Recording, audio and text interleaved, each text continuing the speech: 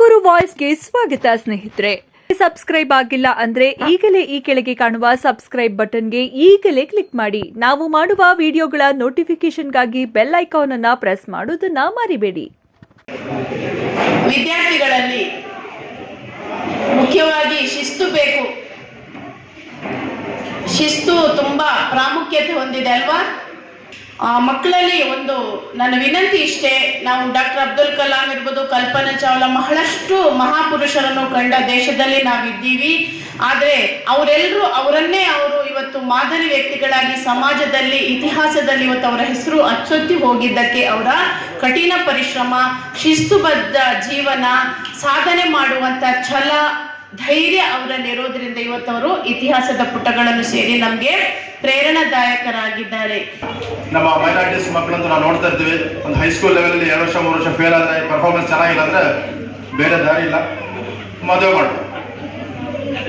16-17 ವರ್ಷಕ್ಕೆ 2 ಜನ 3 ಜನ ಮಕ್ಕಳು ಮಾಡ್ಕೊಂಡು ಹೊರಡೋದು. ಅದು ಅಫೆನ್ಸ್ ಕೂಡ ಆಗುತ್ತೆ, ಚೈಲ್ಡ್ ಮ್ಯಾರೇಜ್ ಆಕ್ಟಲ್ಲಿ ಅಫೆನ್ಸ್ ಆಗುತ್ತೆ, ಪೋಕ್ಸೋ ಅಫೆನ್ಸ್ ಆಗುತ್ತೆ, ಸಾಕಷ್ಟು ಕಾಂಪ್ಲಿಕೇಶನ್ಸ್ ಆಗುತ್ತೆ. ಈ ಮೌಲಾನಾ ಆಜಾದ್ ಮಾಡೆಲ್ ಸ್ಕೂಲ್ಗಳಿರ್ತವೆ, ಎಲ್ಲಿ ನಾವು ಓಪನ್ ಮಾಡಿದ್ದೀವಿ. ಮುಂಚೆ ಉರ್ದು ಮೀಡಿಯಂ ಸ್ಕೂಲ್ಗಳಿದ್ವು, ಸಂಖ್ಯೆಯ ಪ್ರಮಾಣ ಎಲ್ಲಿ ಕಡಿಮೆ ಇತ್ತು, ಅಂತಹ ಶಾಲೆಗಳನ್ನ ನಾವು ಮೌಲಾನಾ ಆಜಾದ್ ಮಾಡೆಲ್ ಸ್ಕೂಲ್ಗಳಾಗಿ ತೆರೆದಿರುವಂತದ್ದನ್ನ ನಾವು ಕಾಣಬಹುದಾಗಿದೆ.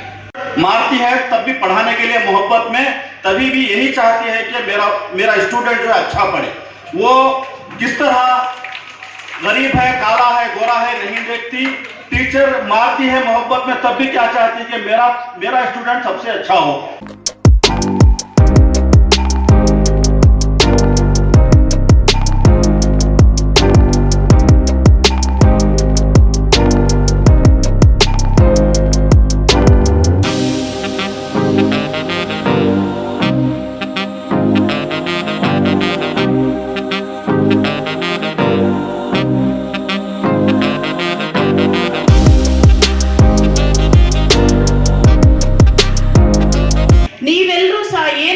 ಈ ನಿಟ್ಟಿನಲ್ಲಿ ನಾನು ಹೇಳಬೇಕು, ನಮ್ಮನ್ನು ನಾವು ಒಂದು ಪ್ರೇರಣಾದಾಯಕರಾಗಿ, ನಮ್ಮ ತಂದೆ ತಾಯಿಯರು ನಮಗೆ ಪ್ರೇರಣಾದಾಯಕರಾಗಿರ್ಬೇಕು, ನಮ್ಮ ಗುರುಗಳು ನಮಗೆ ಒಂದು ಮಾದರಿ ವ್ಯಕ್ತಿಗಳಾಗಬೇಕು.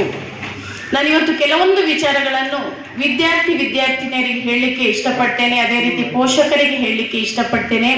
ವಿದ್ಯಾರ್ಥಿನಿಯರಲ್ಲಿ ಏನಿದೆ, ನಿಮ್ಮಲ್ಲಿರುವಂತ ಕೀಳರಿಮೆಯನ್ನು ಹೋಗಲಾಡಿಸಬೇಕು.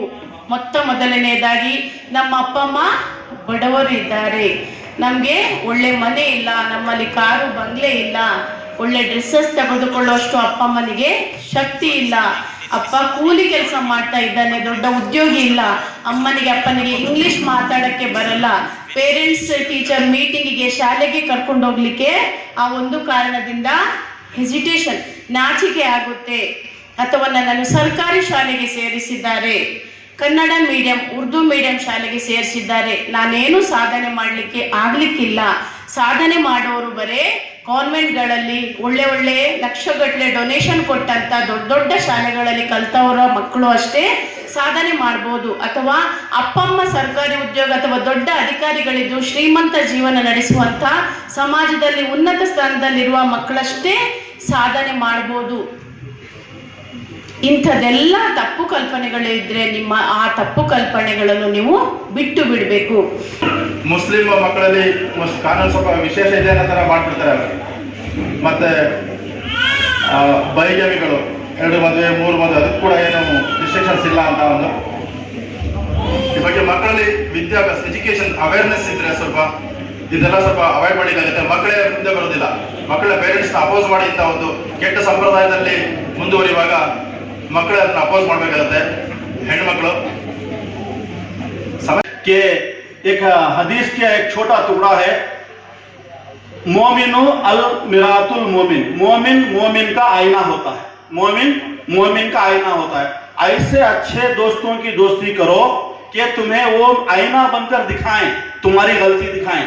तुम्हारी तारीफ करने वाले, तुम्हारी झूठी तारीफ करके तुम्हें धोखा देने वाले ऐसे दोस्तों की दोस्ती ना करो. मोमिन का आईना रहा, जो सच्चाई तुम्हारे अंदर है, जो बुराई तुम्हारे अंदर है, वो बताने वाले वही सच्चे आपके दोस्त होते हैं. ऐसे दोस्तों का जो है आप बेस्ट जो फ्रेंड सर्कल होना चाहिए, आपके अच्छे दोस्त.